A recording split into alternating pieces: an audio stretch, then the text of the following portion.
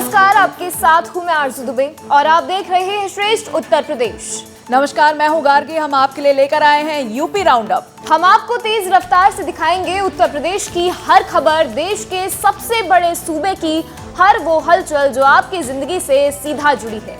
UP की हर बड़ी खबर पर हम आपको देंगे ताजा अपडेट। हम आपको बताएंगे यूपी की सियासत में क्या हो रहा है, तो आगामी लोकसभा चुनाव को लेकर क्या है सियासी दलों की रणनीति। तो चलिए तेज रफ्तार से शुरू करते हैं यूपी राउंड अप। लोकसभा चुनाव 2024 को लेकर विपक्षी गठबंधन इंडिया में शामिल दलों की 6 दिसंबर को कांग्रेस अध्यक्ष मल्लिकार्जुन खड़गे ने अहम बैठक बुलाई थी, जिसमें गठबंधन में शामिल सभी 28 दलों के नेताओं को आमंत्रित किया गया था।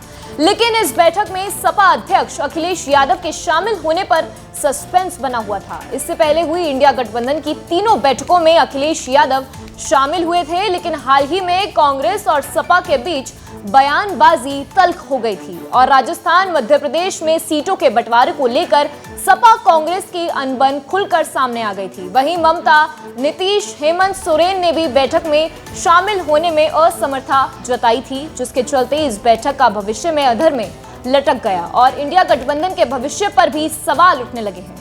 लोकसभा चुनाव 2024 से पहले पीएम मोदी जल्द काशी के 2 दिवसीय दौरे पर रहेंगे। सेवापुरी विधानसभा क्षेत्र में पीएम मोदी की जनसभा प्रस्तावित है। पीएम मोदी 17 दिसंबर को अपने संसदीय क्षेत्र की जनता को करीब 1000 करोड़ रुपए की विकास परियोजनाओं की सौगात देंगे। पीएम मोदी अपने दौरे के दौरान भारत संकल्प यात्रा का फीडबैक भी लेंगे। सदन में शीतकालीन सत्र के दूसरे दिन की कार्यवाही के बीच पैसे लेकर सदन में सवाल पूछने के मामले में घिरी टीएमसी सांसद महुआ मोइत्रा के खिलाफ संसद की आचार समिति की रिपोर्ट सियासी गलियारों में चर्चा का विषय रही है। कांग्रेस ने कहा कि राजनीतिक साजिश के तहत महुआ को फंसाया गया है। वहीं इस बीच जम्मू कश्मीर रिजर्वेशन एक्ट 2004 और जम्मू कश्मीर रिकॉग्नाइजेशन एक्ट 2019 पर भी सबकी नजरें रही हैं। रिजर्वेशन एक्ट से राज्य सरकार की नौकरियों, कॉलेज एडमिशन में आरक्षण व्यवस्था लागू होगी, जबकि जम्मू कश्मीर ऑर्गेनाइजेशन एक्ट 2019 की मदद से जम्मू कश्मीर और लद्दाख का पुनर्गठन किया जाएगा। यूपी सरकार ने पूर्व प्रधानमंत्री चौधरी चरण सिंह की जयंती पर सरकारी अवकाश घोषित करने का ऐलान किया। दरअसल यूपी सरकार ने साल 2024 में होने वाले सरकारी अवकाश की लिस्ट जारी की है, जिसके मुताबिक 23 दिसंबर को चौधरी चरण सिंह की जयंती पर अवकाश रहेगा। इसे लोकसभा चुनाव 2024 से भी जोड़कर देखा जा रहा है, क्योंकि दिवंगत चौधरी चरण सिंह पश्चिम यूपी में एक गद्दावर नेता के तौर पर पहचान रखते हैं और उनके पोते जयंत चौधरी नेतृत्व वाली पार्टी आरएलडी, जो कि फिलहाल सपा के साथ है, पश्चिम यूपी के एक खास वोट बैंक पर पकड़ रखती है। उत्तर प्रदेश में गैर मान्यता प्राप्त मदरसों की फंडिंग की जांच के बाद अब राज्य सरकार स्थायी मान्यता प्राप्त मदरसों की भी जांच कराएगी। मदरसा शिक्षा परिषद ने मान्यता प्राप्त मदरसों की जांच करने का फैसला किया है। सरकारी अनुदान प्राप्त करीब 500 मदरसों की जांच से इस अभियान की शुरुआत होगी। संबंधित अधिकारियों को मदरसा शिक्षा बोर्ड के रजिस्टर को 30 दिसंबर तक संबंधित जांच रिपोर्ट सौंपनी होगी। अयोध्या के भव्य राम मंदिर में रामलला की प्राण प्रतिष्ठा से जुड़े अनुष्ठान के अतिथियों की सूची तैयार कर ली गई। साधु संतों समेत कुल 7000 अतिथियों को आमंत्रित किया जा रहा है। इस बीच श्री राम जन्मभूमि तीर्थ क्षेत्र ट्रस्ट संतों से अपील की है कि वो रामलला के प्राण प्रतिष्ठा समारोह में दंड, छत्र, पादुका लेकर ना पहुंचे। साथ ही आपको बता दें कि रामलला का सिंहासन लगभग तैयार हो गया। रामलला का सिंहासन 8 फीट लंबा और 4 फीट चौड़ा है। सीएम योगी खुद इस आयोजन की तैयारियों पर नजर बनाए हुए हैं।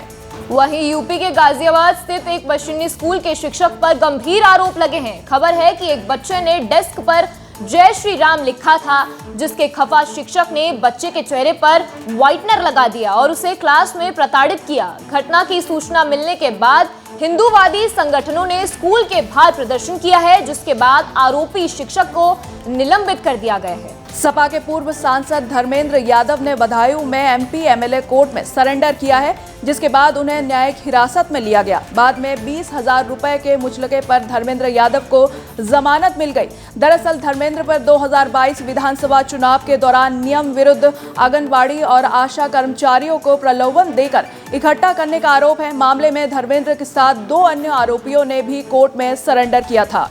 मुख्तार अंसारी के परिजनों को जेल में मुख्तार की हत्या का डर सता रहा है, जिसके चलते मुख्तार अंसारी के बेटे उमर अंसारी ने सुप्रीम कोर्ट में एक याचिका दाखिल की है। उमर ने मुख्तार को यूपी की बांदा जेल से किसी दूसरी जेल में ट्रांसफर करने की गुहार लगाई है। उमर अंसारी ने कहा कि बांदा जेल में रहते हुए उनके पिता की जान को खतरा है। यूपी पुलिस किराए के हथियारों के जरिए उनके पिता की हत्या करा सकती है।